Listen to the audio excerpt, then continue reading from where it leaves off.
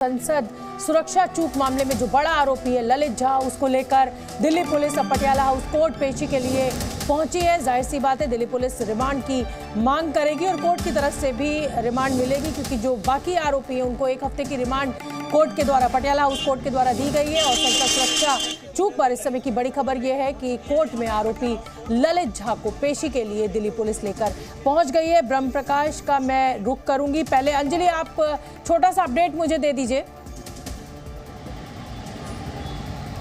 जी देखिए, बिल्कुल ललित झा को लेकर अब दिल्ली पुलिस की जो टीम है वो पहुंच चुकी है पटियाला हाउस कोर्ट में। और यहां पर जैसा आपने कहा कि रिमांड की मांग की जाएगी, क्योंकि क्राइम सीन रिकंस्ट्रक्शन से लेकर सभी आरोपियों के बीच में आमने सामने बिठाकर बातचीत की जाएगी, क्रॉस चेक किया जाएगा कि इनके बयान आपस में किस तरह से मिल रहे हैं और किस तरह से इन लोगों ने इस पूरी साजिश को रचने की जो प्लानिंग है वो की थी। इन तमाम चीज़ों के लिए पूछताछ करनी होगी, इन लोगों को अलग अलग जगहों पर भी ले जाया जाएगा। इसके लिए दिल्ली पुलिस को समय चाहिए। अंजलि आप नजर बना के रखिए, जैसे ही कोर्ट से कुछ अपडेट आएगा कि कितने दिन की रिमांड मिली, मैं फिर आपका रुख करूंगी। इस बीच में ब्रह्म प्रकाश का रुख करना चाहती हूँ। ब्रह्म प्रकाश, हमने अपने दर्शकों को लॉकेट चैटर्जी को भी सुनवाया। लॉकेट चैटर्जी कह रही हैं कि साहब आरोपी जो है वो टीएमसी से उनका ताल्लुक है, उनके साथ फोटो दिखा रही हैं। इधर जयराम रमेश है, वो इस पूरे मामले में गृह मंत्री का बयान चाहते हैं, कहते हैं कि यूएपीए लगा है इसलिए गृह मंत्री को जरूर सामने आना चाहिए, उनका बयान होना चाहिए संसद में। तो कुल मिलाकर क्या समझा जाए, इतने गंभीर मसले पर सब अपना अपना स्कोर सेटल करने में लगे हुए हैं। बिल्कुल बिल्कुल, देखिए शोभना जी, जिस तरह से बुधवार को घटना हुई उसके बाद से लगातार अपोजिशन, ना तो गुरुवार को संसद के दोनों सदन चले और ना आज चले, लगातार विपक्ष ये मांग कर रहा है कि इस मसले पर प्रधानमंत्री और गृह मंत्री सदन में आए और उस पर चर्चा हो, सरकार जवाब दे और उसके बाद ये मामला खत्म हो जाएगा। लेकिन सरकार की तरफ से कहा जा रहा है कि स्पीकर चूंकि पूरे लोकसभा बिल्डिंग का हेड होता है, वो जो फैसला करेगा वो सभी को मान्य होगा और लोकसभा स्पीकर ने जांच के इंक्वायरी के ऑर्डर कर दिए हैं, लिहाजा ये अपोजिशन को मानना चाहिए।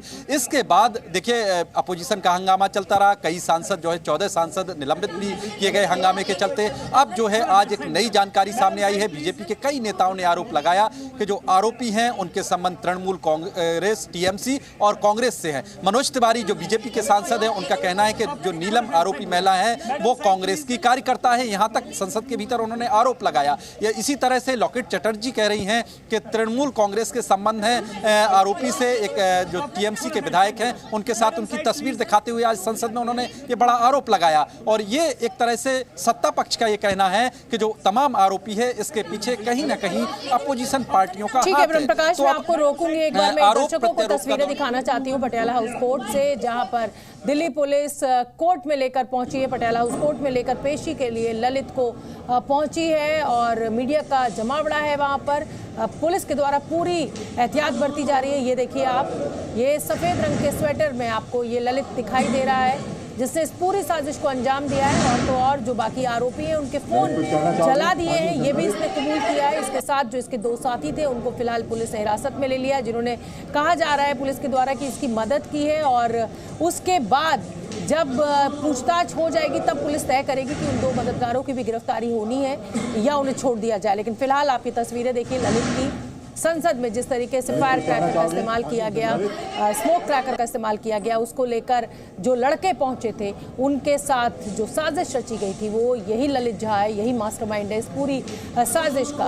अब पुलिस के द्वारा पूछताछ की जाएगी, जाहिर सी बात है जो तमाम आरोपी हैं उनको मौके पर लेकर जाया जाएगा और उसके बाद ही सारी साक्ष्यों की कड़ियों को एक मजबूत केस के रूप में पिरोया जाएगा और फिर ये मामला पूरा कोर्ट में पहुंचेगा। तो फिलहाल का अपडेट यही है कि ललित झा को लेकर दिल्ली पुलिस की special cell Patiala house court पहुंची है, जहां पर जाहिर सी बात है उसकी रिमांड की मांग की जाएगी। और जो बाकी आरोपी हैं उनको 1 हफ्ते की पुलिस रिमांड क्योंकि मिली है, तो उम्मीद यही है कि इसको ललित झा को भी 1 हफ्ते से ज़्यादा की ही रिमांड पुलिस को मिल जाएगी, पुलिस सफल हो जाएगी। अंजलि जी देखिए, बिल्कुल। और जहां तक बात करें ललित की, तो अभी 15 दिन की रिमांड की मांग की गई है दिल्ली पुलिस की ओर से। पुलिस की ओर से तर्क दिया गया है कि चूंकि इससे पूछताछ करनी है, पैसों की फंडिंग को लेकर भी पूछताछ की जाएगी और कैसे ये सब लोग मिले, इन तमाम चीज़ों को लेकर पूछताछ की जाएगी। मोबाइल रिकवर करने हैं, क्योंकि अभी तक ये पुलिस सूत्रों के हवाले से जो जानकारी मिल रही थी उसमें ललित ने ये बताया कि मोबाइल है। तो ये मोबाइल जलाए गए हैं या छिपाए गए हैं, इन तमाम चीज़ों को लेकर भी जानकारी चाहिए, उसको रिकवर करना है और इसके साथ ही आरोपियों को कई और जगह ले जाना है। ये तमाम वो दलीलें हम आपको बता रहे हैं जो इस समय दिल्ली पुलिस की ओर से उनके जो वकील हैं उनकी ओर से कोर्ट में ये रखी जा रही है। 15 दिन की रिमांड मांगी गई है।